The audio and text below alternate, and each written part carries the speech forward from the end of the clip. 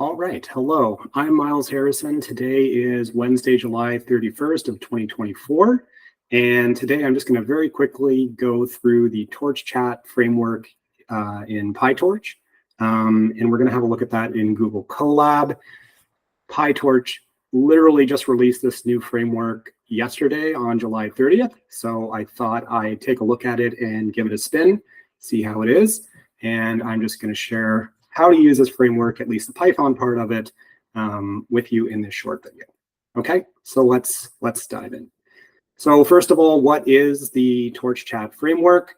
As I said, Torchchat was released yesterday at the time of the recording of this video on July 30th of 2024.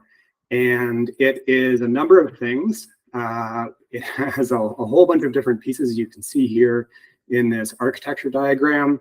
But basically, there's three main components to Torchchat.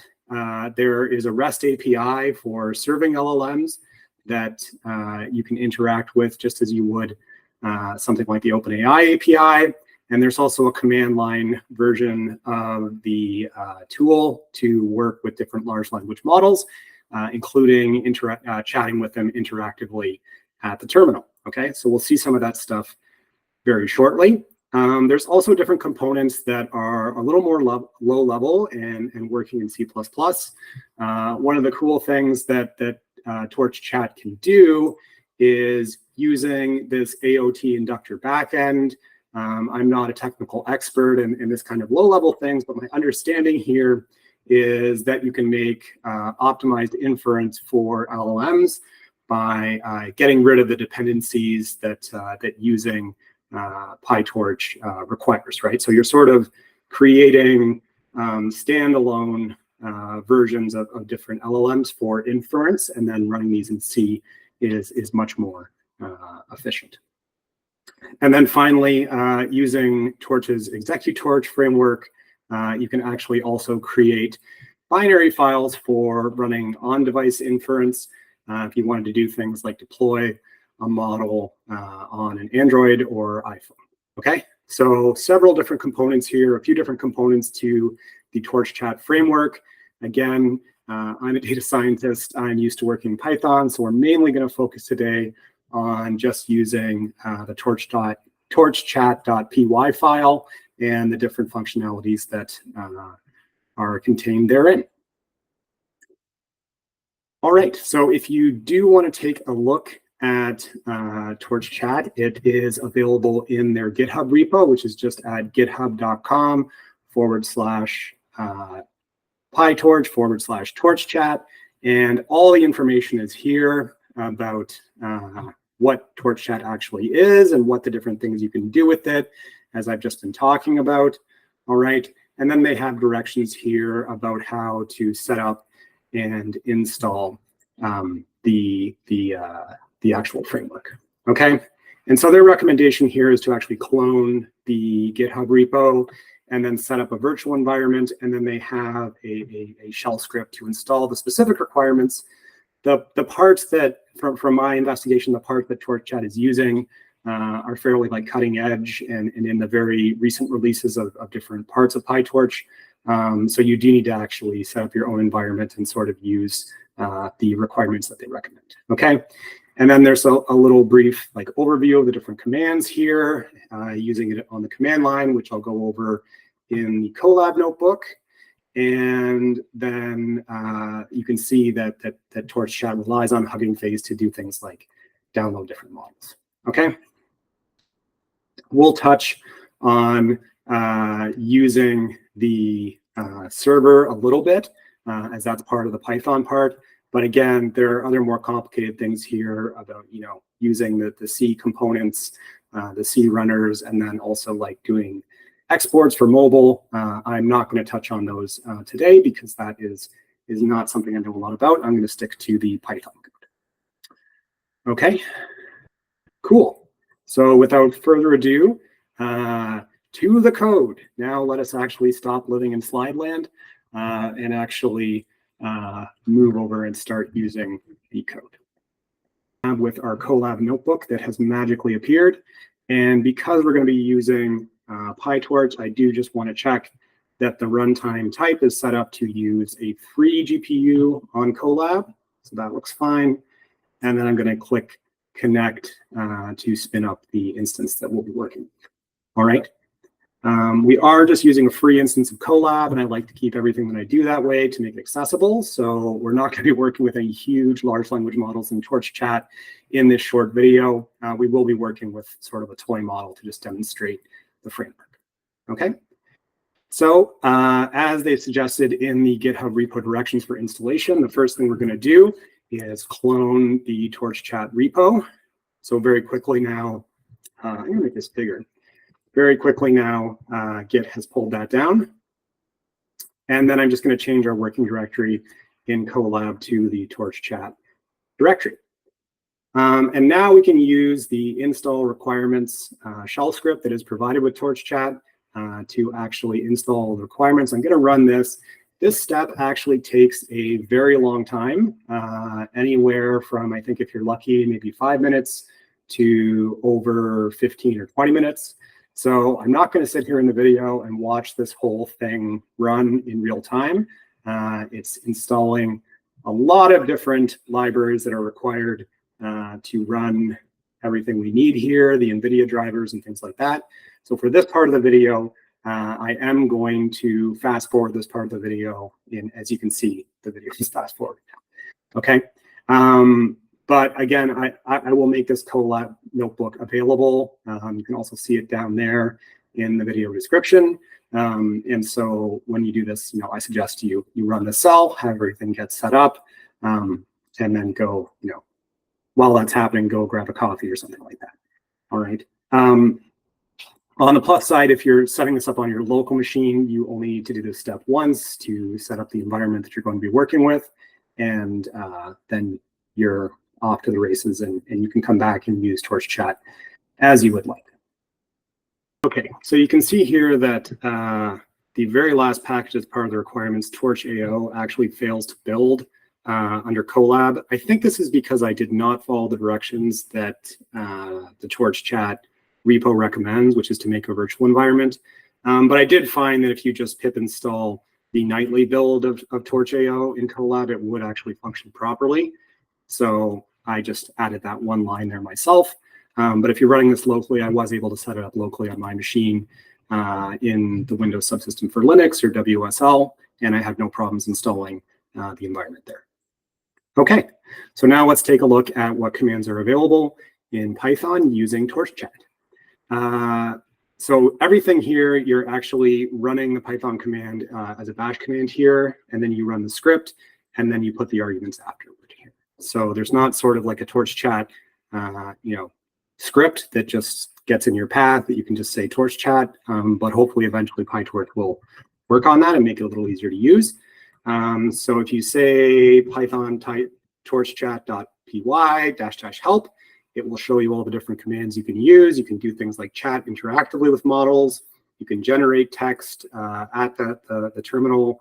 And then there is even a browser mode to actually interact with the LLMs that Torchchat can run through the browser. And I'll demonstrate that towards the end here. Okay.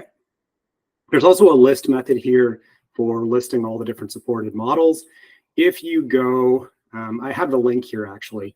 If you go to the Torchchat GitHub repo, they do have a list of all the different supported models. And then also some of them are common enough that they have decided to alias them.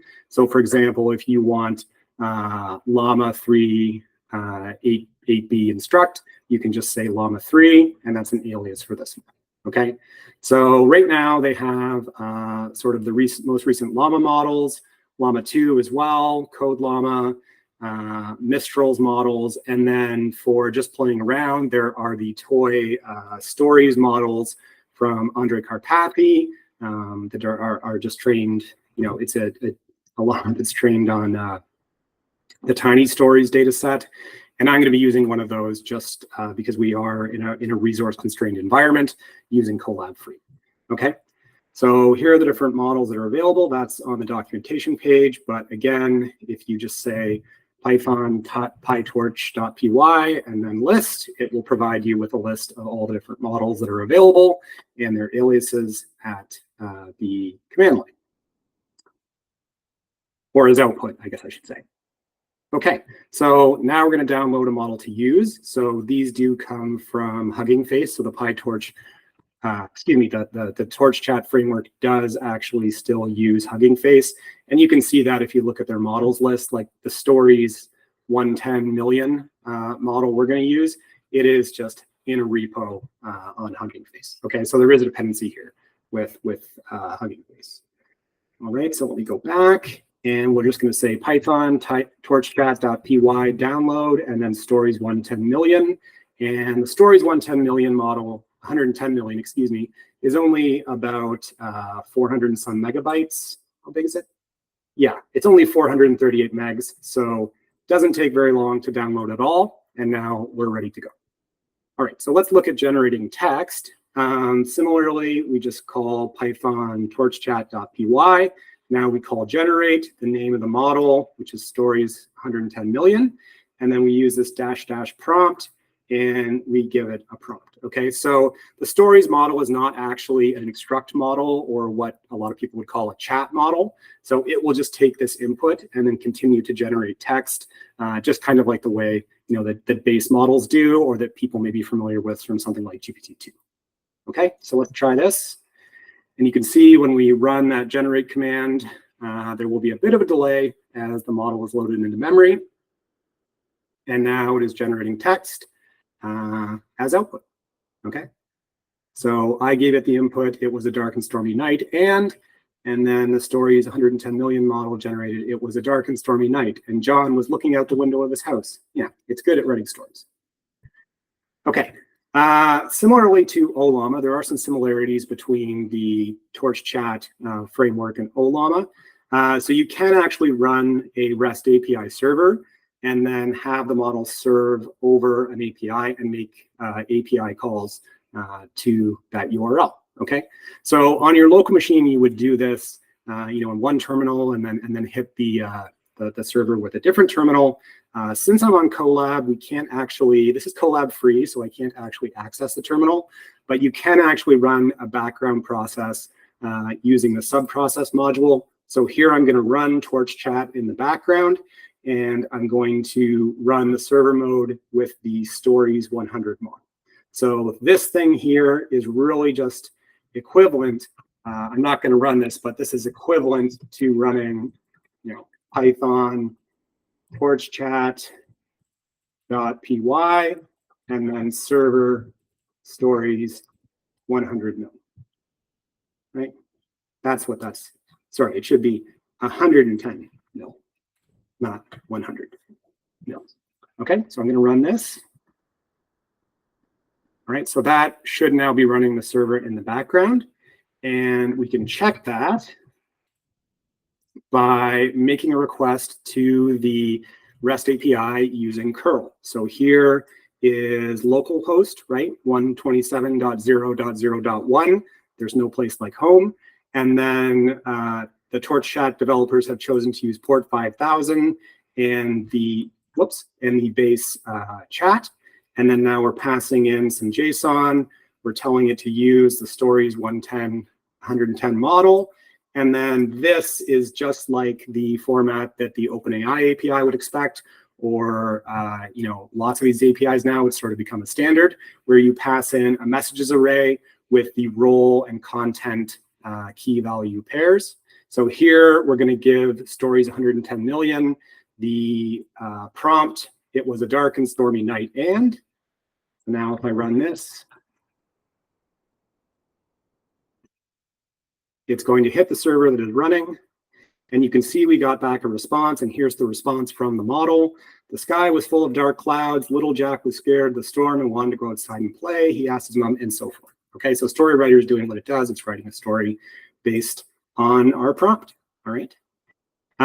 This is giving you the whole response at once, which is not as timely. So you can actually use the stream equals true parameter, and then Torchchat will actually stream the response from the REST API out. Okay, so all we need to do is issue the same command, and the only thing that's different now is that in the actual data that we send in the post request, we're going to add the stream equals true parameter. Okay, so let's see what this looks like.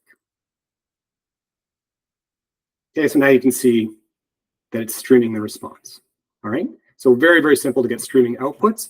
And then now you have a functioning API serving an LLM with Torch that you could build a streaming chat application or otherwise on top. Okay, and just because this is a little retro and a little lo-fi and we're using curl, I just made an example here where we are going to use the request package in Python. So we're really doing the same thing. We're just hitting the REST API. You can see the URL there. We're passing in the same sort of arguments as JSON. And if we do that, now we will get a response back in Python. Okay, and there's our story that StoryWriter wrote. Okay, so really quick demo, just going through some of the basic functionalities of this very, very new framework from PyTorch and Meta. And let's see what else we can actually look at outside of Colab. All right, so there are a couple functionalities I couldn't actually demo in Colab free because they require using the terminal and web browser. So I want to talk about the chat ability, the interactive chat ability of Torchchat, which as far as I can tell does not depend on anything like llama.cpp or Hugging Face or any other packages. I took a cursory look at the code and it appears that everything that's in the interactive chat piece is actually just implemented in Python and uses PyTorch. So if you want to take a look at that and prove me wrong or inform me otherwise, most of what you need to see is here in the generate.py Python file in the repo, and you can read through that in your heart's content, to your heart's content. But as far as I can tell, it largely just appears to be all Python code using base PyTorch. Okay, so let's take a look at what the interactive text mode looks like for Torchchat. I have a terminal running here on my machine in the Windows subsystem for Linux, and I have already installed Torchchat and set everything up, including the virtual environment with all the requirements as part of the install. Okay, so I'm now good to go here on the Windows subsystem for Linux on my local machine.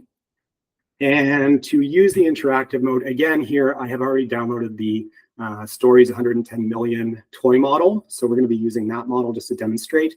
And again, the way to get outputs is to just say, oh, I don't need the exclamation mark, to just say Python and then torchchat.py, and then the command you want to run. And so here, instead of doing generating text or something like that, we're going to actually just use the chat mode.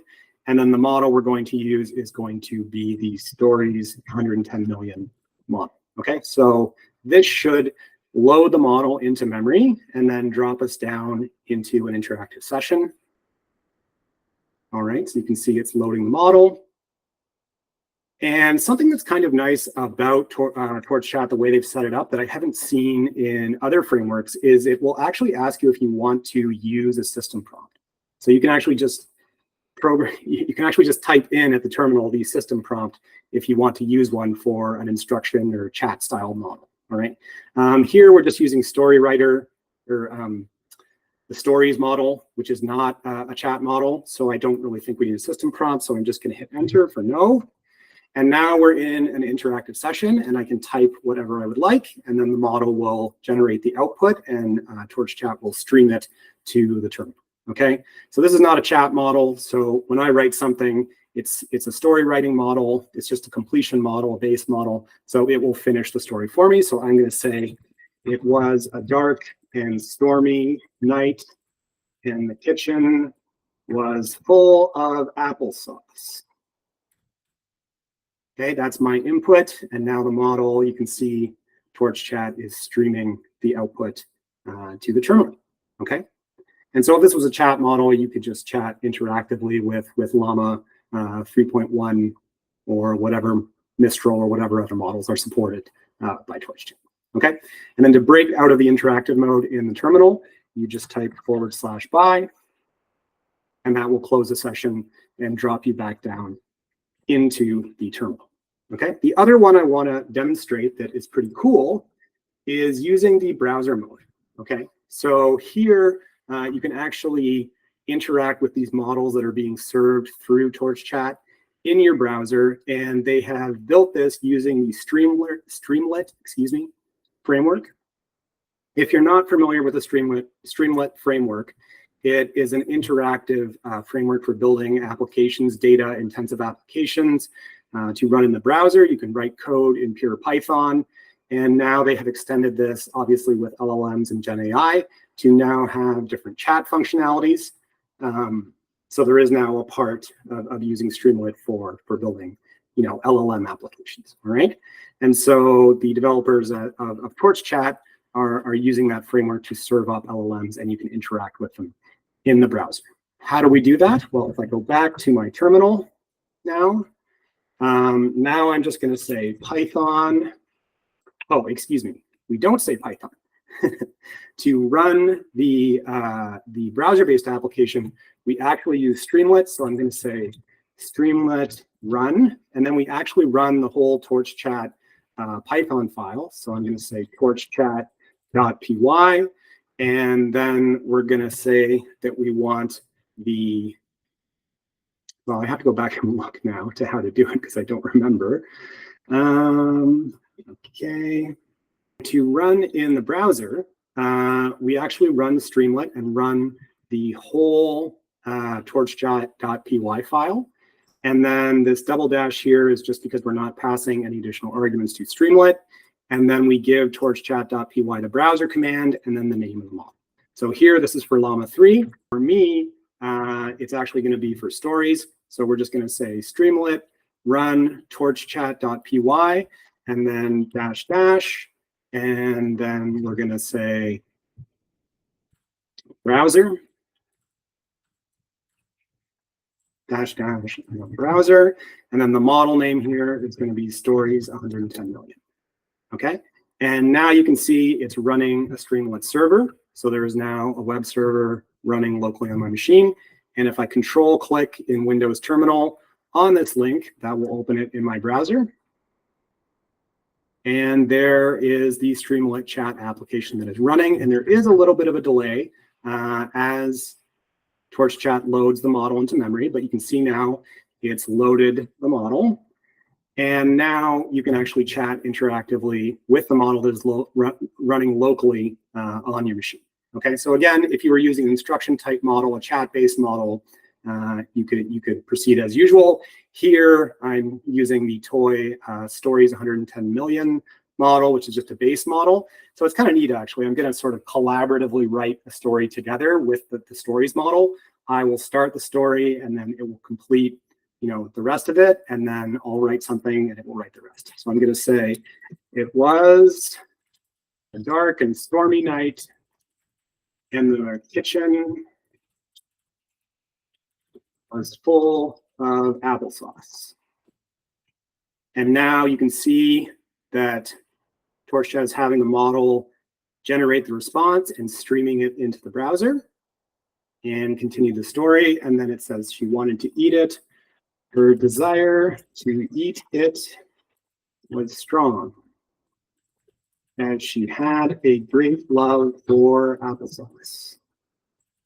Suddenly, there was an explosion overhead, and Lily was scared. She ran to mom and asked, "What was that?" and so forth. Okay, so very, very simple. After you download a model and have the weights cached locally, you can interactively chat with the different LLMs that Torchchat supports just by running a single line of code and then opening your browser. Okay, so great. That's pretty cool. And now also you can chat locally and privately. All right, so that will pretty much do it for my quick test drive and demo of this new framework. If you are interested in this and what you saw, please check out more of what I'm up to with NLP from scratch. I offer free webinars and workshops, so check it out at nlpfromscratch.com, and I hope to see you again next time. Thanks very much.